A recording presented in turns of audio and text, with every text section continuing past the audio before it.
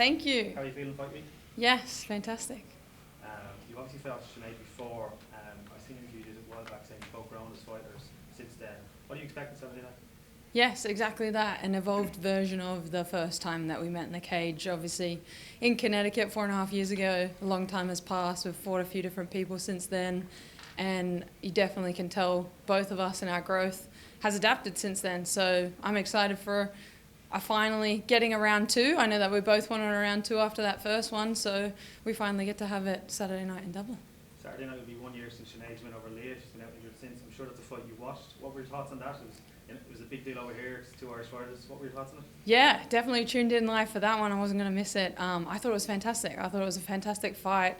Sinead had a great performance against, obviously, someone that was seen as a grappler and a judoka. So to know that Sinead has definitely worked on those areas and made herself a little bit more of a well-rounded fighter, it was just great to see. And going into this, it makes it more of an MMA match. I think I said previously that our original fight was more of a striker versus striker. This one's definitely MMA fighter versus MMA fighter. Sinead was promised a title shot after that win. Obviously, she got injured, so it didn't happen. What are you looking for if you get the win on Saturday night? Would you think you'd move up to that position? I would definitely say it would be close. I wouldn't expect an immediate title fight for sure, but I would definitely expect maybe another fight that makes me closer to a title shot. So I'd say maybe one more after, and it definitely moves me up into the division and back where I should be. Thank you. How do you reflect on that first fight? First of all, the cut. You know, I think a lot of people, we're maybe a little bit biased here being Irish, but thought the fight could have gone on. From your side of it, when you looked at that cut, do you think it should have gone on as well? I mean, I'm no cut man. And looking back on it, something that I always sort of say is that one of the negatives that happened with the cut is that she did keep touching it. And I know that obviously touching it opens it up, it causes the blood to come out more, and it makes it harder for the cut man to work on it. I would have obviously I was excited for a round two. It wasn't like I was standing there expecting them to stop the fight as well. So I definitely wanted a second round.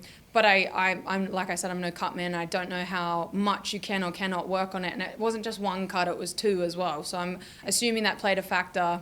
Unfortunately, that's the way it goes. I've been cutting fights, and I know obviously I just haven't touched it, and I've hoped for the best to make sure that the ref doesn't or the doctor doesn't stop it off. So it's sort of, I guess, like a combination of a few factors. But this time, at least we get to finally have a round two. And then on the round of fighting itself, maybe it's kind of forgotten a little bit. It was actually a very good round of fighting, and both of you landed a good few licks in there, I suppose. How do you reflect on that in terms of who was winning the round, who was winning the fight? And was there anything, I suppose, that you got from Sinead that you weren't expecting? No, to be honest. I mean, usually that is the case. Usually you see something that you don't expect.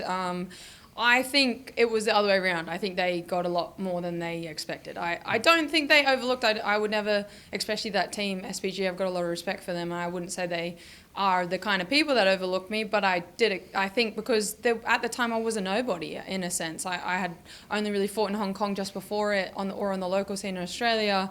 There was one fight in Bellator to watch a tape on, and it wasn't my best performance. So I can assume they didn't really expect a performance like that from me. I personally think I won that first round. I felt the momentum internally. You always can kind of have that feeling going into the second round. I was ready, I was excited, and I was ready to let go of more things. I was sort of feeling her out for that first round, but I still feel like the elbows were putting me ahead on the scorecards, and defending the takedown and that kind of thing played in my factor. So I feel like obviously I'm biased because I want to win, but yeah, it's exciting to see that we can then finally expand on what happened in that first one. You spoke about Sinead's team there. What about your team? It's a great time for your team, obviously with lots of big fights. How great is it to be part of all of that and being around all those great fighters in the gym with you? Yes, obviously it's fantastic. Best decision I've ever made. It's one of those things that I've been trying to do for a very long time. COVID, personal reasons, all sorts of things caused me to not be able to make it down there, and now I've finally made the move, fully committed to it, and it's almost fully committed to me in a sense, and just being surrounded by the guys all the time, being so accepted by everyone, having a little bit of foundation, obviously meeting them at different parts of the world when we've kind of crossed paths, definitely helps. But I'm just exactly where I need to be. I'm in the best place I've ever been. I'm the happiest I've ever been, and that makes for the best fighter I can ever be. So it's exciting. Last one for me. How did you score the Volkanovski fight? I'm not I'm biased, of course. I'm not disagreeing with the decision at the end of the day. And I mean, I'm taking that from Eugene ultimately as well. So I'm not disagreeing with the decision, but I still think Volker's number one pound for pound king, 100%. Correct. Thank you. You spoke about the psychological damage of having a detached retina injury that you have. Obviously going in with Sinéad, you're both high-level boxers. Is there any temptation on your part to turn this into a grappling match or to evolve your style, or can you think about things like that going into a fight? I feel like maybe when in my last fight, that was factoring into my mind for sure, especially because I knew I had to get another surgery straight after that last fight. This is a different time. I'm well used to what limitations it has caused me, I guess, and the adjustments I've made now having this new vision that affects me for sure. It doesn't, and for that reason I've worked really hard on the gym to make sure it's not something that hinders me in any way or changes my mindset or approach to fighting. I'm not going to become a grappler. I'm not going to change my stance to southpaw or something like that just because of this injury. If I'm going to keep fighting, I'm going to do it exactly the way that I always have, and I'm going to continue on in my style and expressing myself the way I want to, which is always generally striking. I was listening to a podcast with you a couple of years ago, and it was Cyborg was actually still in the UFC at the time. You said your dream would be to fight her. You're now, a fight or two away from doing that. Is that still the dream? And do you ever stop to reflect, I've come this far and I'm so close now? Absolutely. I feel like this week, especially, there's been like a lot of speak of just like growth and appreciation of what comes with growth. And I appreciate myself to be able to look back on those goals, like you're saying, and know that I'm at a place that a past self probably didn't expect or would be proud of, definitely. And always we speak about legacy, and legacy is something that has been a big thing for me in the future to always complete, and fighting Cyborg would be top tier on that list, fighting the pound for pound female and the GOAT, I would say, for women's MMA. That's ultimately, I'll be the person to beat her, and I'm excited for that fight to finally come to fruition. You went back to boxing again there as well recently.